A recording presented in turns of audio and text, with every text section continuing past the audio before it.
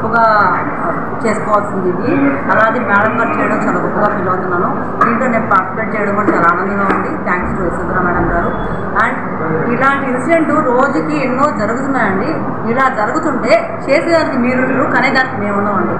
దీన్ని అర్థం చేసుకోండి. ఎందుకంటే కనేది లేడీస్ని అలా చేస్తే పోతుంటే ఆడబిడ్డని కనకుండా పోయినప్పుడు మళ్ళీ ప్రొడక్షన్ అనేది ఎక్కడ స్టార్ట్ అవుతుంది సార్. సో దయచేసి ఆడపిల్లలు కానీ మగపిల్లలు కానీ ఒక బర్త్ ఇవ్వాలంటే భయపడే ఇదిలో ఒక ఆడవాళ్ళని ప్రిపేర్ చేస్తున్నాను. మేము బర్త్ ఇవ్వకపోతే ఒక జెంట్ ఉండదు, ఒక లేడీ ఉండదు, టోటల్గా అసలు ఎత్తే ఉన్న స్టేజ్కి దయచేసి తీసుకురావద్దు.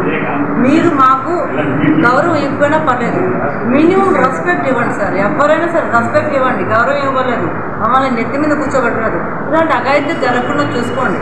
ఈరోజు ఏదో ఎవరితో చేశారు అనుకుంటారు, రేపు మన ఇంటి పెట్టింది తప్ప పరిస్థితి ఏంటి? ఏదో ఎక్కడో జరిగిందో ఈరోజు కూర్చొనేసి ఓకే అనుకుంటారు అందరూ. నెక్స్ట్ మన ఇంట్లో జరిగినప్పుడు ఎవరు రాలేదంటే ఎలా వస్తారు? మనం వెళ్ళాం వాళ్ళకి. సో దయచేసి ఇలాంటి రిపీట్ కాకుండా